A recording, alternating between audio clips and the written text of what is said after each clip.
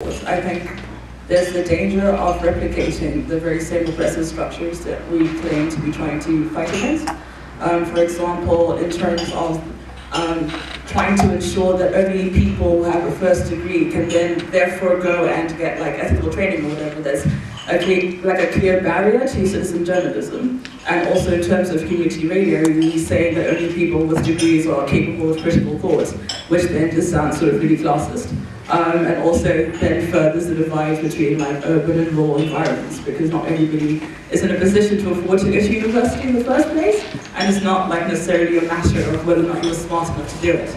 And in terms of like, okay, gender mainstreaming, it always sounds like a fantastic idea, but then it doesn't get to the root of sexism. If we just sort of include gender in our articles without then confronting the way in which we're discussing gender, we haven't really done anything but given ourselves a pat on the back and been like, good effort, and then we can all go home and feel good about ourselves. But like it's essentially the same thing that's happening in broader society. So I don't know, I think we need to have a less cleansed or cleaned up version of like what we're going to do. Because if we just sort of adopt the report as is, or we continue the same way that we've been doing, it's just going to look like broader oppressive society, and then I'm just really as oppressed in the media circles as I am sort of walking down the street.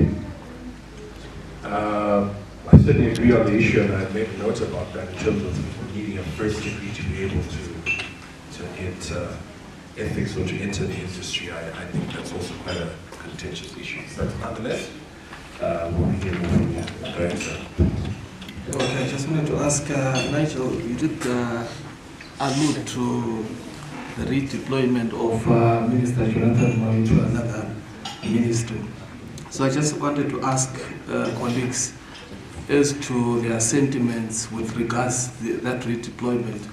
To what extent does it add or subtract to the whole trajectory that media stakeholders are trying to chart with regards to,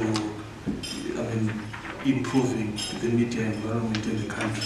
Do people feel that his redeployment added or subtracted to the whole thing, since he's the one who initiated the IMPI report in the first place?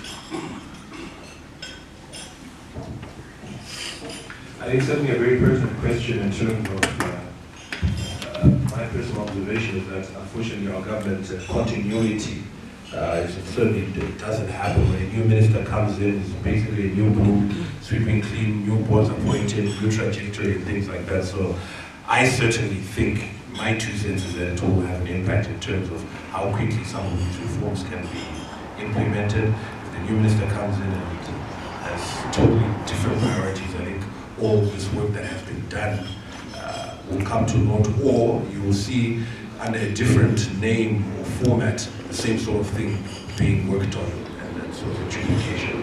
Right? That's just me.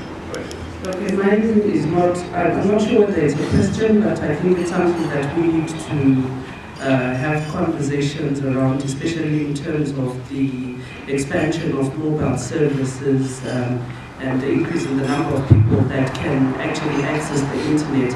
And I'm happy that we have ACTP here as well, because I think it's time we started reflecting on the actual use of those technologies by us for not only advocacy purposes, but getting people to access information more than they have before. But what I think we need to do is to recognize and engage around the digital inequalities that are there now.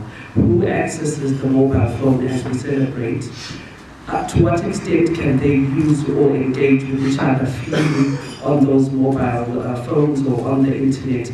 Because I think what has actually been interesting for us as Mr. Zimbabwe is when we put the ZBC transformation petition online, we've had a very low uptake on that petition. And I think just two weeks after we put it up, we had Cecil the Lion's petition, whose target was at 95,000, but already had 92,000 within like 3-4 days. So what we're saying is we need to engage around our activities more, but what are the realities that we face in terms of the digital inequalities that exist in our country?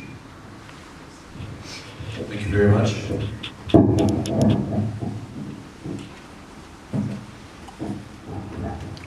Thank you. My name is Munikumar Tawan.